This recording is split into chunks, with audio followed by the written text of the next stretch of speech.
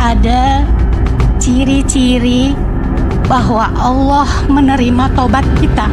Sederhananya, ada seorang anak muda lagi sehat-sehatnya, kuat-kuatnya, naudzubillah, dia punya kebiasaan berzina, minuman keras. Rupanya ada di sebuah kampung, orang terkaya di kampung itu telah menyiapkan minuman keras terbaik, termahal, terbagus. Kemudian di situ ada perempuan tercantik, dijamin sehat, lalu dia bisa berzina biarpun hanya 3 jam saja. Dilihat di kamar, sebuah kamar bagus, kelihatan dari luar tentang perempuan yang cantik, cerita bagaimana dia tidak punya iman, syahwatnya tinggi. Wah, semangat dia, apalagi ada minuman keras, tempatnya indah sekali di situ. Di saat dia mau masuk cuma ditegur, "Mas, cuman setelah 5 jam di sini kamu masuk kamar sebelahnya." Apa itu? Wajib. Kamu lihat, dibuka bara api sama 4 algojo. Assalamualaikum warahmatullahi wabarakatuh. Assalamualaikum warahmatullahi wabarakatuh. Allahumma sholli ala sayyidina Muhammad wa ala ali sayyidina Muhammad. Sallallahu alaihi wasallam. Semoga Buya beserta keluarga selalu diberikan kesehatan, Amin. kekuatan, dan dipanjangkan umurnya dalam ketaatan. Amin. Dimudahkan dalam segala urusan dunia dan akhirat. Amin, Allahumma amin. Izin bertanya, Buya. Silakan. Saya ada orang awam dan tidak tahu apakah ada ciri-ciri bahwa Allah menerima tobat kita. Itu yang pertama. Maaf Buya, pertanyaannya hanya untuk memotivasi lebih baik dan beristiqomah.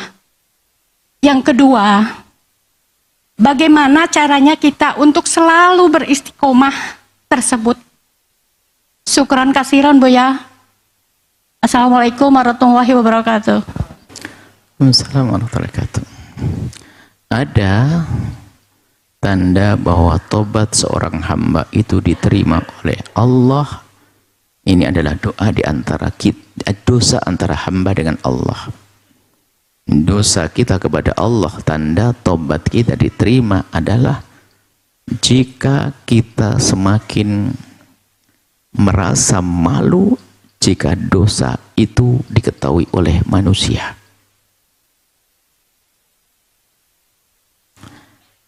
Bukan urusannya dengan Allah saja, tapi tandanya dengan manusia.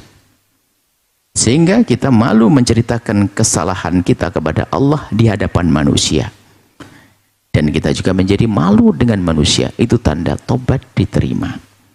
Begitu sebaliknya, tandanya orang bertobatnya tidak diterima, dia melakukan kehinaan kok gampang sekali disebutkan, diceritakan, ditulis di buku agenda, dibaca oleh anak cucu. Ini kan kebodohan, dosa dengan Allah kok disebut. Ini tanda dosa itu diampuni kalau dia sudah semakin malu diketahui oleh seseorang. Maka berperanlah Anda di hadapan Allah dengan istighfar, di hadapan manusia seperti tidak berdosa. Jangan ceritakan kepada siapapun. Mungkin dulu pemabuk, biarkan itu masa lalu. Mungkin dulu bezina, itu masa lalu. Apapun dosa kepada Allah. Kemudian setelah itu apa? Penyesalannya tidak berakhir.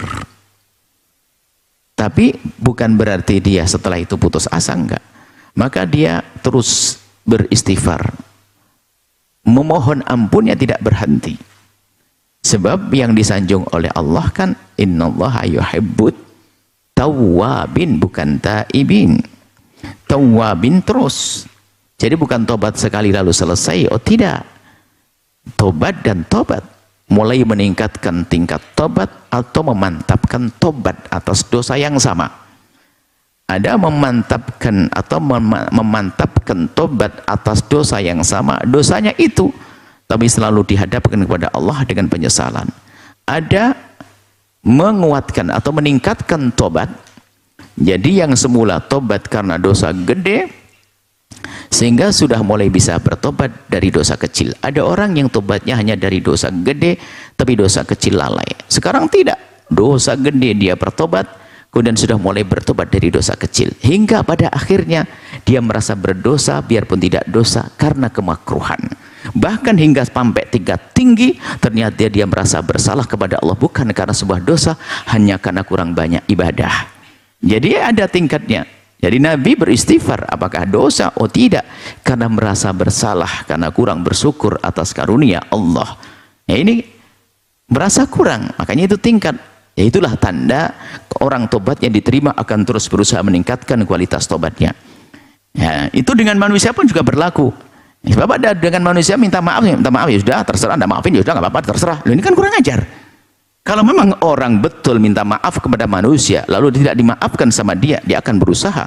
Saya minta maaf langsung kok tidak dimaafkan. Saya akan minta maaf melalui bibinya, pamannya, ponakannya, anaknya, dan seterusnya, sampai terakhir ya, sambil minta pada ya Allah jadikan dia memaafkan aku. Terus berusaha karena takut dosanya tidak diampun. Begitu, karena merasa dosa itu adalah beban nanti di saat dia melangkah di padang mahsyar, membebani di Shiratal Mustaqim hingga menjadi sebab terperosok ke neraka jahanam.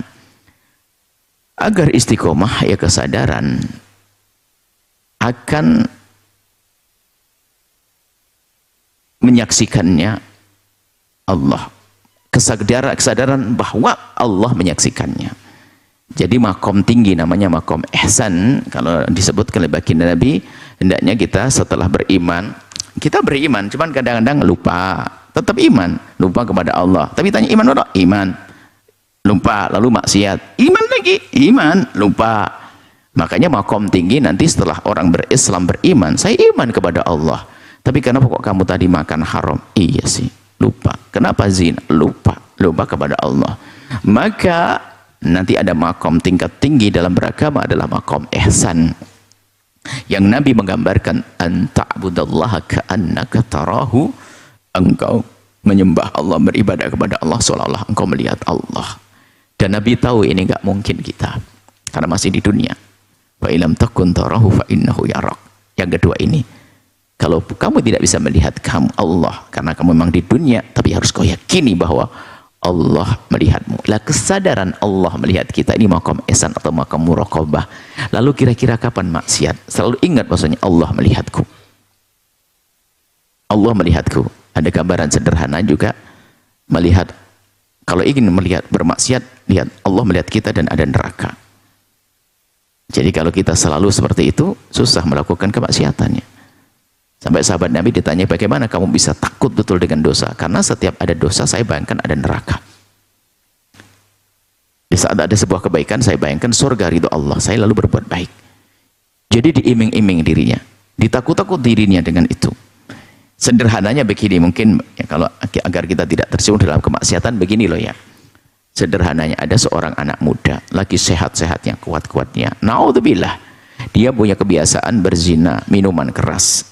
Rupanya ada di sebuah kampung, orang terkaya di kampung itu telah menyiapkan minuman keras terbaik, termahal, terbagus. Kemudian di situ ada perempuan tercantik, dijamin sehat.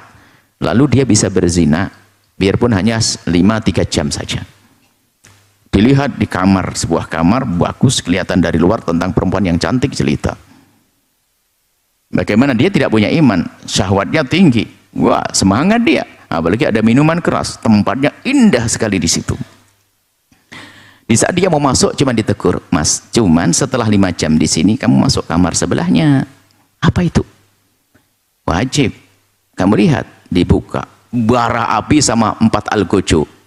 Dia berkata, siapapun yang masuk kamar sebelah, habis itu saya ceburkan di sini. Kira-kira masih semangat tidak dia berzina? Algojonya gede, keker-keker, pegang aja langsung. Nah, itulah gambarannya. Makanya biarpun syahwat, godaan, maksiat kita tinggi, kalau kita ingin murka Allah akan redam. Karena apa? Algojo. Sementara malaikat bukan sekedar kayak algojo. Ya begitu. Jadi selalu menghadirkan kehadiran Allah itu, merasakan hadirnya Allah, termasuk menjadi sebab istiqomah. Sehingga apa yang dihimbau? Kita selalu berzikir, ingat Allah dalam duduk, ingat Allah dalam baring, ingat Allah dalam makan, ingat Allah dalam jalan, dan seterusnya. Ya, yatkunul qiyama wa qu'uda wa ala junubihim. Maqam muraqabah itu namanya. Merasa terus dilihat oleh Allah. Wallahu a'lam bissawab.